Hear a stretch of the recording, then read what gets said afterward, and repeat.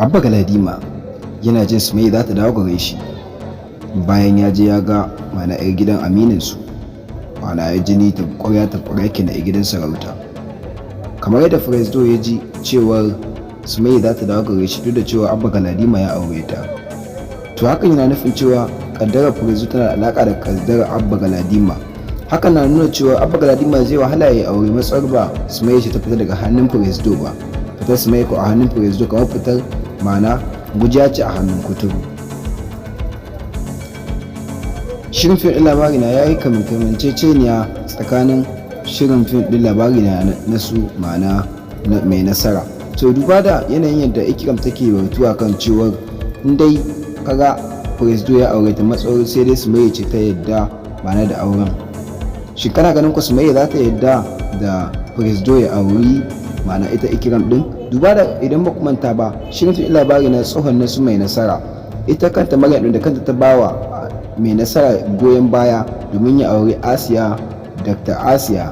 Shin kana ganin ku a wannan fim ɗin labari na wanda yake a halin yanzu, kana ganin ka hakan za ta iya faruwa? To daga bangare kuma Firesdo ma'ana ya dugunzuma wajen cewa bare ba ma Abba Galadima ƙuri domin bar masa ma'ana mai martaba. Babu shakka Sumayya ta shiga rudani matsawar cewar ba a bar mata wannan yaro a gidanta ba. Tabbas hakan zai iya sa ta iya barazanar cewar Firesdo ya sake ta, wanda wasu masu harsashe na irin fina-finan Hausa wasu sun tabbatar da cewa tabbas Sumayya ba ta dogon zango a hannun Firesdo ba. Duba da yanzu a halin yanzu babu wani abin da Sumayya ta saka a gaban ta face tunanin wannan yaro yadda zai koma da makomarsa. Mai sauraro kan cika ku da surutu, ka daure ka taba mana alamar subscribe domin samun sabbin shirye-shiryen mu. Wannan labarai da muke kawo muku labarai ne haƙiƙai wanda kuma za su iya faruwa a cikin shirin fim din labari na. Babu shakka kan mana dan baba dan Audu ya adabi Kilishi, wanda hakan yana nuna cewa yana shirin ya talauta Kilishi. Duba da duk wata dukiya da kuka ga Kilishi tana dauka tana ba mu baba dan Audu, ba wai tana dauka bane bisa mana abin da take cin riba, tana dauka yana bisa gado ga mahaifinsu ya bar musu da take tsakura da kadan to sai kuma gashi an kawo witsin da tashi ɗaya sai ta fita da miliyan 10 miliyan 20. Babu shakka kan hakan na barazana wa arzikin Sumayya, arzikin Kilishi afwan. To me sawo me kace tunani a game da shirin fim labari na? Duba da halin yanzu ba Abba Galadima ya dugunzuma matsawar cewar bai auri Sumayya ba, Dima zai alƙawarta wa kansa cewar bare iya yin aure. Duba da ilimi da Abba Galadima ya mallaka to da darin dukiya, hakan bai sa ya ji cewa Sumayya ta fitar masa a rai zai iya rayuwa ba tare da ita ba.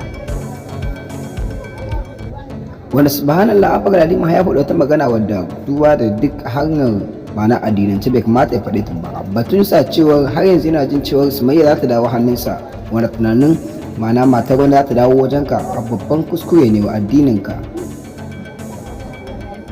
Hakikanin gaskiya duk da Abba Galadima bai fito ya bayyana wa duniya cewa wannan wanda ya je gani a gidan ma'ana ƙwarya ta ƙwarya a gidan sarki dan uwansu ba ta yi masa ba, amma idansa da fuskarta da mu'amalarsa da duk abin da ya kamata mutum ya mai sauraro ya fahimta ya tabbatar cewar bai iya ma'ana ba ta gamsu da shi ba.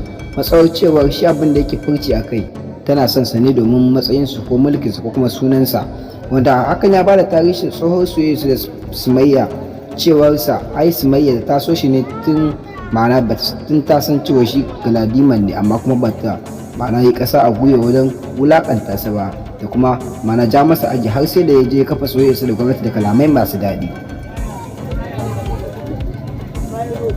Babu shakka an ma'ana sarkin gabas kenan mahaifi ga Amira ya tara su da Kilishi da duk wani family nasu, ma'ana na jikin gidan sarki kenan, uwa ɗaya ba ɗaya.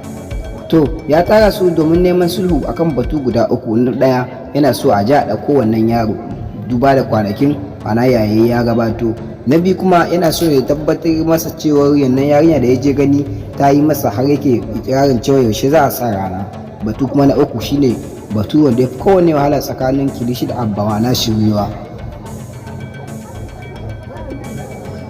Tabbas suna ganin cewa batu akan ɗauko yaro tabbas zai yiwu, wanda kuma hakan ya faru ne ta barazana da Sumayya ta yi wajen cewa za ta je ta kai kotu akan bisa bi mata haƙinta, wanda kuma tabbas kam inda fannin kotu ne su Abba Galadima ai su ne kotu, duba da mulki a yafi ƙarfin kuɗi a baya.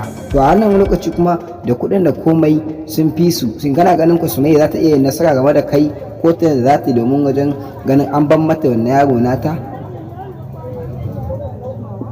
tabbas zai shirin fim labarina tare da cikakkiyar rudani, wanda abba galadima magana ta karshe cewa wannan yarinya ba ta yi masa ba da suna mutunci da mahaifinta, bai kamata abin ya tabu mana irin family ba, kawai a bar su bai gama mana gamsuwa da ita ba. to misaro kana ganin ko wannan shirin fim labari na baya kamanceceniya da irin fim labari na tsohon na mai nasara? Sannan mai tsaro idan kana ganin Sumayya za ta iya haƙura da mana Ali dan gaske a wuri Ikram ka samu a kuma sake, sannan ko idan kana ganin Abba Galadima zai iya barwa sai wata gaba za su iya barwa Sumayya wannan yaro mai suna mana magajin sarkin gabas, shin a comment section ka haɗa mana. to mai tsaro duka ana ƙarshen shirin namu yanzu ƙarshe. Alkhairi 24 tana alfahari da ku sai da ku yan amanar Alkhairi 24. to mai tsaro kasance da mu domin samun sabbin shirin, amma da Allah ku danna mana subscribe da ma kuma sharing domin mabiya masoya su amfana. sai da ku Alkhairi 24 tana alfahari da ku.